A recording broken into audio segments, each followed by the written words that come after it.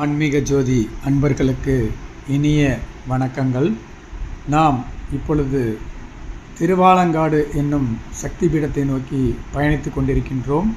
இது சென்னையிலிருந்து திருவள்ளூர் மாவட்டத்தில் அமைந்துள்ள ஒரு அழகிய கிராமமாகும். இங்கு எங்கு பார்த்தாலும் பசுமையாகவும் அற்புத மரங்கள் நிறைந்த ஏரி பகுதியாகவும் காணப்படுகிறது. நாம் இப்பொழுது திருவாலங்காடு கோயிலை நோக்கி செல்கின்றோம். வாருங்கள், இந்த கோயிலின் தல வரலாறு, இந்த கோயிலின் சிறப்பம்சங்கள், இந்த கோயிலில் வீற்றிருக்கும் வண்டார்குழலி சமேத வடாரண்யேஸ்வரரை பற்றி முழுவதுமாக தெரிந்து கொள்வோம். நண்பர்களே, பாருங்கள். திருவள்ளூர் மாவட்டம் திருவாலங்காடு வண்டார்குழலி சமேத வடாரண்யேஸ்வரர் கோயில் காளி பீடமாக போற்றப்படுகிறது. திருநாவுக்கரசர் 2 பதிகங்களும், சம்பந்தர் 1 பதிகமும், சுந்தரர் 1 பதிகமும் என்று இத்தலத்தின் மீது 4 பதிகங்கள் பாடப்பட்ட புனித தேவார பாடல் பெற்ற 274 சிவன் கோயில்களில் இது 248வது தேவார தலமாக சிறப்பாக போற்றப்படுகிறது. சிவபெருமான் இத்தலத்தில் சுயம்பு மூர்த்தியாக அருள்பாலிக்கிறார். நடராஜ பெருமான் நடனம் புரியும் 50 அம்பலங்களில் இது ரத்தின சபையாகும். ஆலமரக்காடாக இருந்த இடத்தில் ஈசன் நடனம் புரிந்ததால் இங்குள்ள சிவன் வட ஆரண்யேஸ்வரர் என்று அழைக்கப்படுகிறார். சுனந்த முனிவர் சிவபெருமானின் தாண்டவ கோலத்தை காண வேண்டும் என்று விரும்பினார். அதனால் சிவபெருமானை நோக்கி தவம் மேற்கொண்டார். முனிவரின் தவத்தில் மகிழ்ந்த சிவபெருமானோ அவரிடம் திருவாலங்காட்டின் பெருமைகளை கூறி அங்கு சென்று ஆலமரங்கள் சூழ்ந்த காட்டின் நடுவே அமர்ந்து தவம் இயற்ற கூறினார். அதன்படி சுனந்த முனிவரும் திருவாலங்காடு வந்திருந்து தவம் இயற்றினார். நெடுங்காலமாக அவர் தவம் மேற்கொண்டிருந்ததால் அவர் அமர்ந்திருந்த இடத்தைச் சுற்றி புல் வளர்ந்து அதன் உச்சியில் முஞ்சி புல்லும், அதாவது நாணலும் வளர்ந்து இதனால் அவருக்கு முஞ்சிகேசர் என்ற பெயர் ஏற்பட்டது. அதே சமயத்தில் சிவபெருமானின் திருக்கரத்தில் ஆபரணமாக இருந்த கார்கோடகன் பாம்பு ஈசனின் கரங்களிலேயே நஞ்சை கக்கியது. கோபத்தில் சிவபெருமான் கார்கோடன் பாம்பை சபித்து விடுகிறார். அந்த சாப விமோசனத்திற்காக கார்கோடகன் திருவாலங்காட்டில் தவமேற்றி பணித்தார். முஞ்சிகேசரின் அருட்பார்வைப்பட்டதும் கார்கோடக பாம்பின் சாபம் நீங்க பெறும் என்றும் அப்போது தானும் தோன்றி அருள் பாலிப்பதாகவும் சிவபெருமான் கூறுகிறார். அதன்படி கார்கோடகன் பாம்பு கார்கோடக முனிவராக இருந்து பல தலங்களை தரிசித்துவிட்டு நிறைவாக இத்தலம் வந்து முஞ்சிகேசரின் அருட்பார்வையால் சாபம் நீங்க பெற்றதாக கூறப்படுகிறது. ஆலமரக்காடுகள் நிறைந்த இந்த காட்டில் தங்கிய சும்பன் நிசும்பன் என்ற 2 அசுரர்கள் அவ்வப்போது வெளியே வந்து மனிதர்களுக்கும் தேவர்களுக்கும் பலவித இன்னல்களை அளித்து வந்தனர். அசுரர்கள் குறித்து யாரிடம் முறையிடுவது என்று யோசித்த தேவர்கள் சிவபெருமானிடமும் பார்வதியிடமும் முறையிடலாம் என்று முடிவு செய்து அவர்களிடம் சென்று கூறினர். இதற்கு தானே ஒரு முடிவு கட்டுவதாக கூறிய பார்வதி தன் பார்வையால் காளியை தோற்றுவித்தார். மேலும் அசுரர்களை அழித்த பின் அவரையே ஆலங்காட்டுக்கு தலைவியாக்கியதாக உறுதியும் அளித்தார். காளியும் அசுரர்களை அழித்து அந்த திருவாலங்காட்டிற்கு தலைவியாக ஆனார். இதனாலேயே பத்ரகாளி தேவிக்கான தனி கோயில் இங்கு உள்ளது மிகவும் சிறப்பு வாய்ந்ததாக போற்றப்படுகிறது. மேலும் திருவாலங்காடு கோயில் முக்தி தீர்த்தம் மற்றும் வடபத்ரகாளி கோயில் ஆகியவை மிகவும் புனிதமாகவும் பக்தர்களாலும் தொடர்ந்து வழிபட்டு வருகிறது. முதலில் முக்தி தீர்த்தத்தில் நீராடி பத்ரகாளி அம்மனை வழிபட்டு பின்னர் சிவபெருமானை வழிபட வேண்டும். அதுவே இக்கோயிலின் சிறப்பம்சமாகும். இந்த கோவிலின் நடராஜரின் அபிஷேகம் அழகிய 100 தூண்கள் கொண்ட மண்டபம் உள்ளது. நடராஜர் சன்னதியில் 2 சிவலிங்கங்கள் உள்ளன. ஒன்று ஸ்படிகமும் மற்றொன்று மரகதலிங்கமும் ஆகும். அருணகிரிநாதரும் இந்த கோயிலின் முருகப்பெருமானை போற்றி பாடியுள்ளார். புனித பட்டினத்தார் இக்கோயிலின் சிவபெருமானை புகழ்ந்து பாடியுள்ளார். தாயார் என்று அழைக்கப்பட்ட அம்மையார், காரைக்கால் அம்மையார் ஜீவசமாதி இங்கு உள்ளது. மிகவும் அற்புதமான, அனைவருக்கும் தான் வேண்டுவனவற்றையெல்லாம் அள்ளித்தரும் ரத்தின சபையாக காட்சியளிப்பது இந்த கோயிலின் மிகவும் சிறப்பாகும். சும்பன் மற்றும் நிசும்பன் என்ற இரு அசுரர்கள் சிவபெருமானின் அருளை பெறுவதற்காக கடுமையான தவமேற்றி வழிபட்டனர். அவர்களின் கடுமையான தவத்தை மெச்சிய சிவபெருமான் அவர்களுக்கு வரமளித்தார். அதாவது அவர்களை யாரேனும் தலையை வெட்டினால் அவர்கள் உடம்பிலிருந்து விழும் ஒவ்வொரு துளி இரத்தமும் ஒவ்வொரு அசுரனாக உருப்பெறும் என்பதே அந்த வரமாகும். சிவபெருமானின் ஆசீர்வாதத்தை நாடிய இந்த இரண்டு அசுரர்களும் வான தெய்வங்களை பயமுறுத்தத் தொடங்கினர். அவர்கள் சிவபெருமானிடம் புகார் செய்தனர். சிவபெருமான் பார்வதி தேவியிடம் கூறி பத்திரகாளியை படைக்குமாறு கேட்டுக்கொண்டார். மேலும் இந்த காளி அசுரர்களை அழிக்க திருவாலங்காடு செல்ல அறிவுறுத்தப்பட்டார். காளி இவ்விரு அசுரர்களுடன் போரிட்டு அவர்களை வென்று அவர்களின் இரத்தத்தை குடித்தாள். இருப்பினும் அவள் பேய்களின் இரத்தத்தை குடித்ததால் அவள் தன் புலன்களை கட்டுப்படுத்த ஆரம்பித்தாள். மேலும் அவள் ஒவ்வொரு செயலும் பேயைப் போலவே இருந்தது.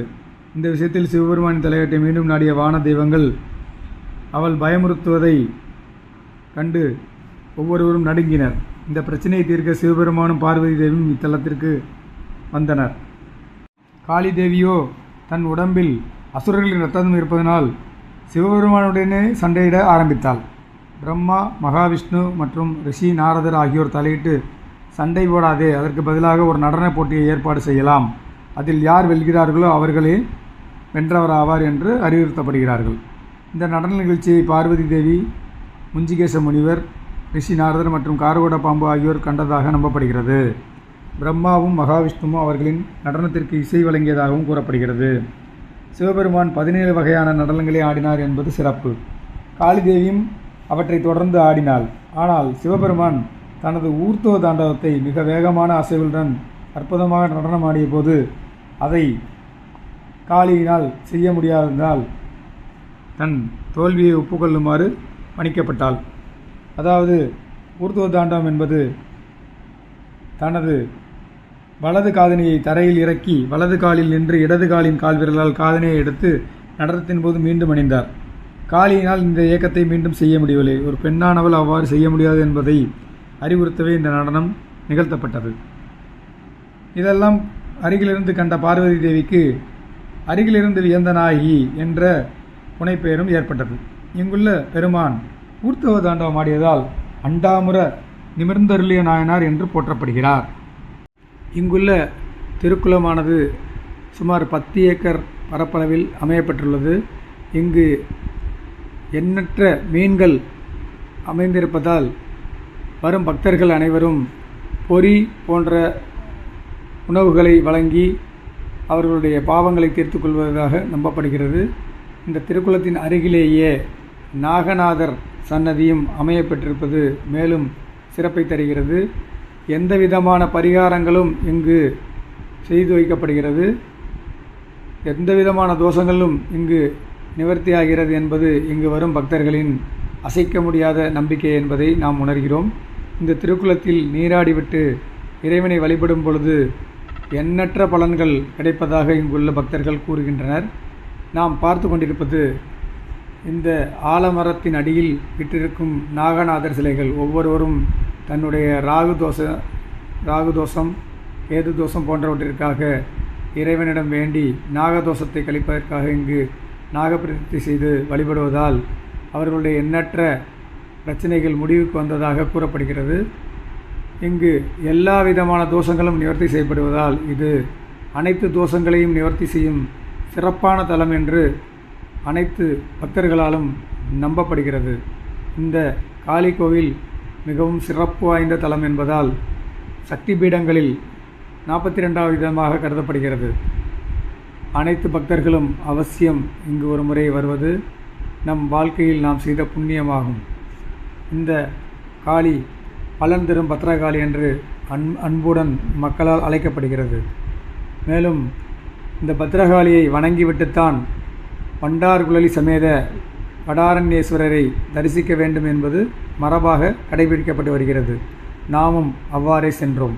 இப்பொழுது பத்ரகாளியை தரிசித்துவிட்டு நாம் நம்முடைய வடாரண்யேஸ்வரரையும் பண்டார்குழலையும் காண செல்கின்றோம். வாருங்கள் பக்தர்களே, நண்பர்களே, செல்வோம் வாருங்கள். நடராஜரின் 5 சபைகளில் இது முதலாவது சபையாக அறியப்படுகிறது. அதாவது ரத்தின சபை, மாணிக்க மண்டபம் என்று அழைக்கப்படும் இந்த திருவாலங்காடு மிகவும் சிறப்பு வாய்ந்த ஒரு தலமாக அறியப்படுகிறது. அதன் நோக்கம் என்னவென்றால் ஊர்த்துவ தாண்டவம் இங்கு மிகவும் முக்கியமாக கருதப்படுகிறது.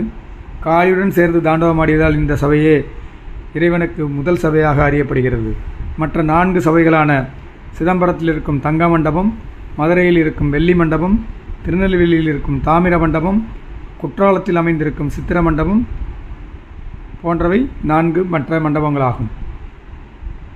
காரைக்கால் அம்மையார் சிவபெருமானின் நடனத்தை நேரடியாக கண்டவர் என்று அனைவராலும் கூறப்படுகிறது.